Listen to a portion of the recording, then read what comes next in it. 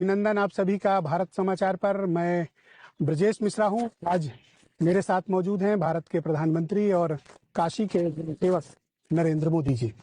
मोदी जी, आपका बहुत स्वागत और धन्यवाद। हमारे दर्शकों के लिए आपने समय निकाला। प्रधानमंत्री जी, 2014 और 2019 दोनों इंटेंशनली लड़ा, बहुत ही इंटेंसिफाई तरीके से लड़ा। अब ये चुनाव 2024 का, ये आपको कितना चुनौतीपूर्ण लग रहा है और बाकी चुनावों के मुकाबले इस चुनाव में आप क्या अंतर महसूस करते हैं? 2014 का जो चुनाव था, मैं देश के लिए नया था और ज्यादातर मीडिया के माध्यम से मुझे बहुत ही नेगेटिव रूप में देश ने मेरे विषय में सुना था। तो लोगों के मन में क्यूरियोसिटी थी कि इसको इतना काला, इतना बुरा कह रहे, तो देखो तो सही यार कैसा है ये। तो आम आदमी के लिए क्यूरियोसिटी थी। लेकिन चूंकि गुजरात में देश भर के लोग होते हैं तो उनके माध्यम से कुछ न कुछ बातें पहुंचती होगी। तो धीरे धीरे कानो कान। लेकिन उस समय मीडिया ने मेरे खिलाफ जो 20 साल तक एक बाउंडर बना करके रखा हुआ था, तो जनता के लिए बहुत मुश्किल था कि भाई सच क्या है। तो वो पल थे जब 2019 में मैं चुनाव में गया तो जनता के पास विश्वास था कि यार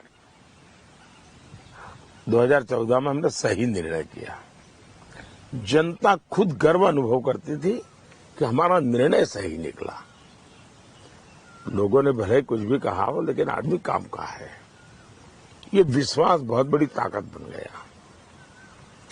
और 2024 का चुनाव जो है वो मैं साफ देख रहा हूं, मोदी नहीं लड़ रहा है, बीजेपी नहीं लड़ रही है। 2024 का चुनाव 140 करोड़ देशवासी लड़ रहे हैं।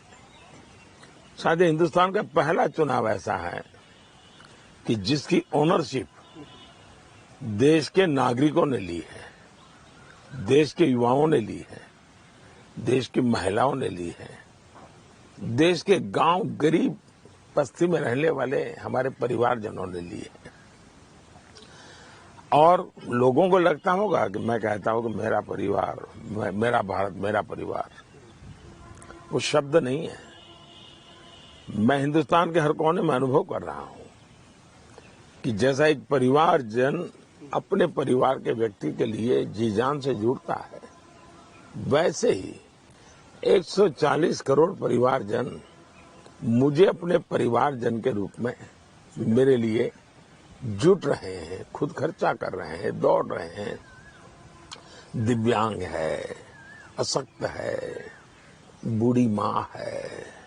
जब भी मैं सुनता हूं, देखता हूं, तो मुझे लगता है कि मैं तो कुछ नहीं हूं जी। शायद ईश्वर ने मुझे निमित्त बनाया होगा।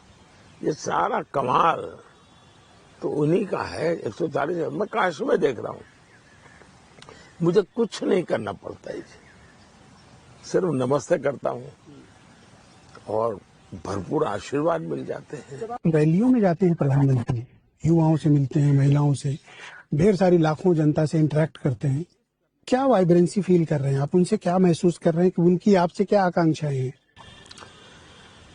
पहली बात है कि मेरे लिए जनता जनार्दन वो ईश्वर का रूप है। तो मैं जब जनता को देखता हूं तो मैं भीड़ नहीं देखता हूं, मैं चेहरे नहीं देखता हूं, मेरे मन में ईश्वर का कोई रूप दिखता है। और मैं ऐसा जब वहां बैठता हूं या खड़ा रहता हूं तो ऐसा लगता है कि मैं मेरे ईश्वर के सामने, मेरे आराध्य के सामने एक पुजारी की तरह, एक सेवक की तरह प्रस्तुत हुआ हूं। मुझे पक्का विश्वास है कि मेरी पूजा में कोई कमी नहीं रहेगी, मेरी सेवा में कोई कमी नहीं रहेगी, मेरे समर्पण में कोई कमी नहीं रहेगी, मेरी त्याग तपस्या में कोई कमी नहीं रहेगी। और मैं, ये मेरा जो ईश्वर है उसकी वैसे ही पूजा करूंगा, वैसे ही साधना करूंगा, उसकी जो भी आवश्यकता है उसी लगन से मुझसे हो सकेगा एक सेवक की तरह करता रहूंगा। आप तीसरे कार्यकाल के लिए जनता से समर्थन मांग रहे हैं। अगले 5 साल के लिए प्रधानमंत्री नरेंद्र मोदी के पास इस देश के लिए क्या विजन है, क्या रोड मैप है आपका? आपने देखा होगा कि 2014 से लेकर के 2024 तक मेरे हर कार्य में देश का सामान्य मानवी सेंटर में होता है, केंद्र में होता है। पहले मेरे मन में कोशिश है कि उसकी कठिनाइयों को कम करूं मैं। रोजमर्रा की जिंदगी में उसको जो जरूरतें हैं, ये देश उनका है, ये अंग्रेज हुकूमत नहीं कर रहे हैं जी, ये देश लोग इस पर हुकूमत करते हैं। उसको छोटी छोटी चीजों के लिए जिद्दोजहद करना पड़े जी। मसलन से लड़ना, छोटी चीजें मतलब मसलन जैसे पानी, रहने के लिए घर, बच्चों के लिए शिक्षा, बुजुर्गों के लिए दवाई हो, पढ़ाई हो, कमाई हो, सिंचाई हो, ये सारी चीजें ऐसी हैं जिसको मेरे देश को, लोगों को 75 साल के बाद इसको पाने के लिए हाथ पैर पसारने पड़े, ये नहीं चल सकता। वो मेरे देश का मालिक है और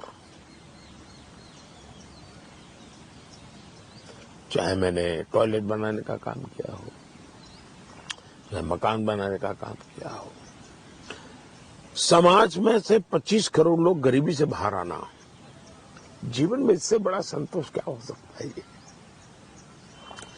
अब मेरा काम है वो 25 करोड़ किसी भी हालत में वापस गरीबी में नहीं जाने चाहिए, इसलिए उनका हैंड होल्डिंग होना चाहिए।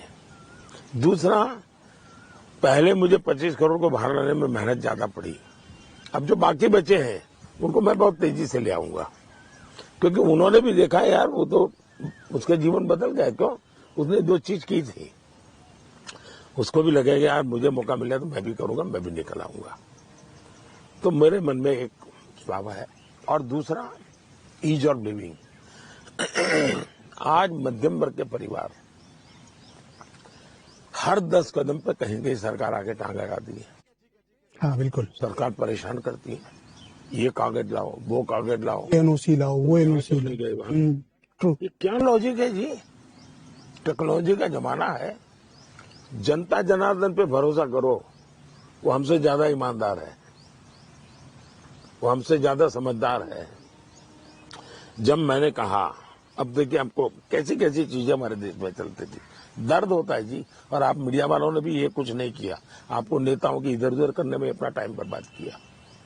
मुझे बताइए कि हमारा एक नागरिक, जेरोक्स का जमाना है, टेक्नोलॉजी का जमाना है, बुरा हो सकता है, मैं नहीं कहता हूं बुरा नहीं हो सकता है, लेकिन उसको एक सर्टिफिकेट को सर्टिफाई कराने के लिए किसी पॉलिटिकल लीडर के घर जाकर के थप्पा मरवाना पड़ता है, एमएलए एमपी या कॉर्पोरेटर के यहाँ, उसको जाकर के अफसरों से सर्टिफाई करना पड़ता है। मैंने कहा क्या जरूरत है, वो खुद सेल्फ सर्टिफाई करके दे दे कि मेरा सर्टिफिकेट है, उसका एक जेरोक्स कॉपी है और मैं सबमिट करता हूं। जिस दिन उसका फाइनल इंटरव्यू होगा उस दिन ओरिजिनल दिखा दे भाई। मैंने सब बंद कर दिया। इसका मतलब ईज ऑफ लिविंग आया, सरकार उसकी जिंदगी से निकल गई। ऐसी बहुत सी चीजें, अब जैसे पहले आपने देखा रेलवे स्टेशन पे कतारें लगी रहती थी रिजर्वेशन के लिए, उसको बेचारे को 100-200 रुपए के रोजगार छोड़ करके कतार में खड़ा रहना पड़ता था आरक्षण के लिए ट्रेन में। मैंने कॉमन सर्विस सेंटर शुरू कर दिए, देश में करीब 5 लाख, आप वहां पर जाके टिकट निकाल सकते हो। गांव आना, पूरा दिन खराब करना कोई जरूरत नहीं है। मैंने डायलिसिस सेंटर शुरू किए थे हर देश में। अब डायलिसिस के लिए मुझे मैन पावर तैयार करना पड़ा, नए नौजवानों को रोजगार देना, उनकी ट्रेनिंग करना, डायलिसिस के लिए सारे मशीन लाना, आज मैंने देखा, एक बार मैं वीडियो कॉन्फ्रेंस से बात कर रहा था, डायलिसिस एक ऐसी चीज है कि जिसको किए बिना कोई चारा ही नहीं है जी, चारा ही नहीं। अपने गांव से डायलिसिस के लिए जाना, 200 किलोमीटर दूर जाना, 300 किलोमीटर दूर जाना, रात भर वहां पड़े रहना, सुबह नंबर लगे, मुझे पीड़ा करता था। मैंने आज हिंदुस्तान में हजारों अस्पतालों में डायलिसिस सेंटर खोल दिए, मुफ्त डायलिसिस करवाता हूं सबका। अब ये सामान्य व्यक्ति में आपके हिसाब के कभी भी नहीं आया। आपने इतने सालों से मीडिया में होंगे, कभी डायलिसिस की स्टोरी नहीं की होगी, कभी आप डायलिसिस पेशेंट को नहीं मिले होंगे। मतलब आप लोग भी जो मीडिया में अपने आप को बड़े तिस्मार खा मानते हो, आपको पता नहीं है। मैं आप यानी मतलब मिस्टर ब्रिजेश की बात नहीं कर रहा हूं। आपको पता नहीं देश में क्या बदलाव हो रहा है। आज वो मैं एक बार वीडियो कॉन्फ्रेंस में मुझे छोटा उदयपुर की एक मुस्लिम महिला मिली, बोले साहब मेरा 2000 रुपया हर हफ्ते का बच रहा है और मेरा शौहर बच जाएगा, बोले उसकी जिंदगी लंबी हो जाएगी। ये आशीर्वाद है जी। अब देखिए, हम आयुष्मान आरोग्य मंदिर बना रहे हैं, देश में 2 लाख के करीब बनाने के मरकज काफी बन चुके हैं। आप देश के टॉप मोस्ट डॉक्टर से, अपने गांव से अपनी बीमारी की चर्चा कर सकते हैं। थ्रू वीडियो कॉन्फ्रेंसिंग, टेलीमेडिसिन, मैं टेक्नोलॉजी का उपयोग करता हूं, उसको भरोसा होने लगा है। उसकी प्राइमरी जो रिक्वायरमेंट है वहीं हो जाती है, उसको शहर गांव जाने की जरूरत नहीं है जी। निर्णय छोटे होते हैं जी। मैंने देखा है दिल्ली में एम्स में लोग अपना नंबर लगे इसलिए 2-2, 3-3 दिन वहां बाहर फुटपाथ पर पड़े रहते थे। नथिंग टू डू, वो ऑनलाइन करे, अपना टोकन मिल जाए, टोकन मिले उस समय वो आ जाए। यानी सामान्य मानवी की जिंदगी उसको बदला हुआ है।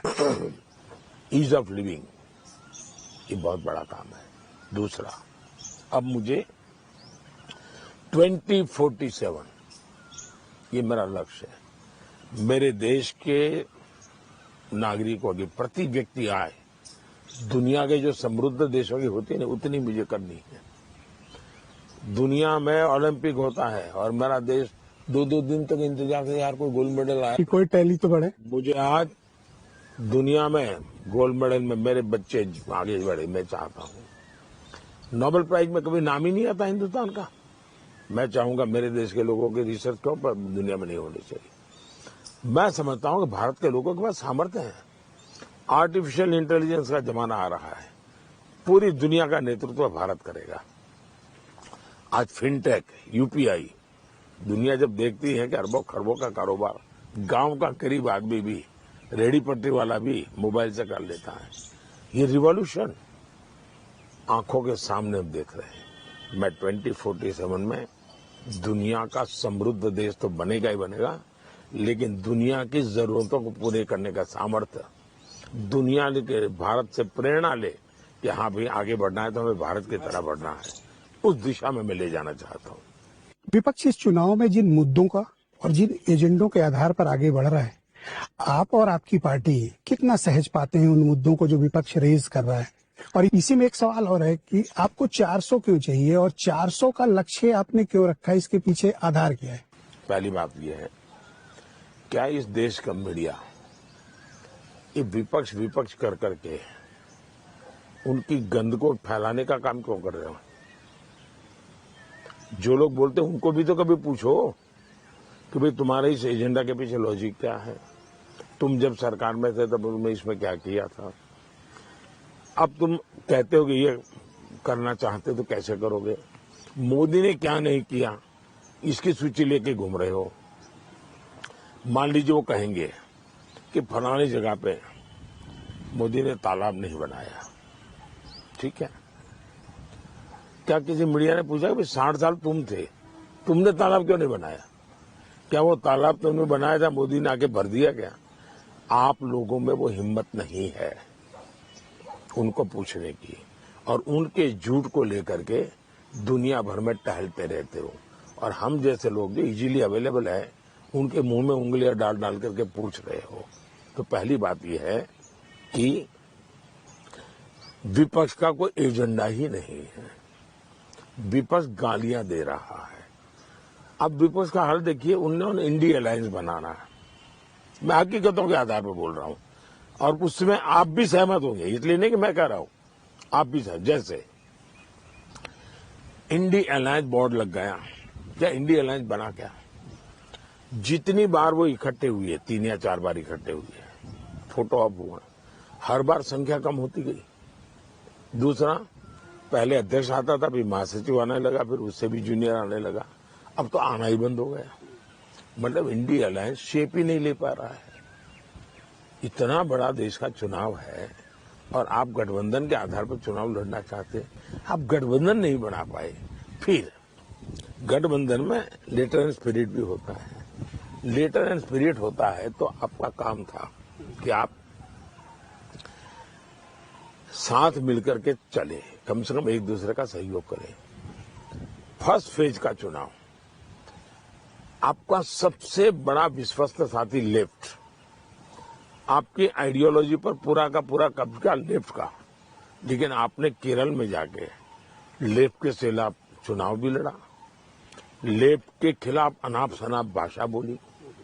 लेफ्ट वालों ने भी शायद हिंदुस्तान में किसी राज्य में ऐसी गंदी भाषा नहीं बोली गई जो केरल के चुनाव में बोली गई है, कांग्रेस और लेफ्ट के बीच में। मीडिया ने रिपोर्ट नहीं किया इसको। इसका मतलब आपने इंडी अलायंस के स्पिरिट को पहले ही दिन पीठ में छुरा भोंक दिया। वो चल नहीं सकता है। मतलब आप रणनीति के तहत भी इकट्ठे नहीं हो रहे, नीति के तहत तो कोई आपके पास से अपेक्षा ही नहीं है, और इसलिए आप इंडी अलायंस के नाम पर अपने अपने कुनबे को बचाने में लगे हो। और कुनबा भी कैसा? जैसे उनका एक साथी है एसपी, जो आपके उत्तर प्रदेश से है। क्या उत्तर प्रदेश में यादव समाज में होनहार नौजवान नहीं है क्या? क्या यादव समाज में देश का नेतृत्व कर सके ऐसे लोग नहीं है क्या? एक ही कुनबे के सभी यादवों को टिकट देना और पूरे उत्तर प्रदेश से एक भी यादव को के तरफ न जाना, मतलब कुनबा बचाना। इसलिए वो चुनाव जीतने के लिए काम नहीं कर रहे हैं, वो सिर्फ कुनबा कैसे बच जाए। तीसरा, इंडी अलायंस देखेंगे आप तस्वीर, ज्यादातर वो लोग हैं जमानत पर आए हुए हैं, ज्यादातर वो लोग हैं जिनको सजाएं हो चुकी हैं, ज्यादातर वो लोग हैं जिन पर भ्रष्टाचार के गंभीर आरोप हैं, और ज्यादातर वो लोग हैं जिनके बेटों के लिए वो जूझ रहे हैं। न वो देश के लोकतंत्र के लिए जूझ रहे हैं, न देश को अच्छी सरकार देने के लिए जूझ रहे हैं, न ही वो देश में सामने जो 140 करोड़ देशवासी हैं उनके बच्चों के भविष्य के लिए उनके पास एक मिनट नहीं है, एक पल नहीं है। प्रधानमंत्री जी, 400 का सवाल है। भारतीय जनता पार्टी और एनडीए 2019 से 24 हम 400 सीट के साथ पार्लियामेंट में है। बीजेपी, एनडीए, एनडीए प्लस, पूरे 5 साल मेरे पास 400 का समर्थन रहा है। तो 400, अब सवाल ये है कि आपका बेटा बड़ा तेजस्वी है, 90 मार्क ले आया, फिर भी आप उसको कहेंगे देखो बेटे अगली बार 95 लाना है, कहोगे कि नहीं कहोगे? आप ये कहोगे नहीं नहीं 90 हो गए, तेरे और साथियों को तो 50 भी नहीं आता है, क्या मेहनत करते हो, जाओ 60 आएंगे तो भी चलेगा।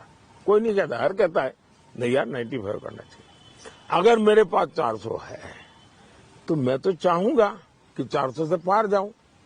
दूसरा, 400 पार का नारा देश की जनता से आया था, हमारी तरफ से नहीं आया। हमने जो नारा दिया वो धारा 370 का स्मरण कराने के लिए, 370 पार, बीजेपी 370 पार, एनडीए 400 पार, ये था। जब राहुल गांधी और अखिलेश यादव या विपक्ष के दूसरे नेता साथ आते हैं और आपकी व्यक्तिगत आलोचना भी होती है, आपके काम की भी आलोचना होती है, मन में गुस्सा आता है? पहली बात है, लोकतंत्र में आलोचना अनिवार्य है, वरना लोकतंत्र बर्बाद हो जाएगा जी।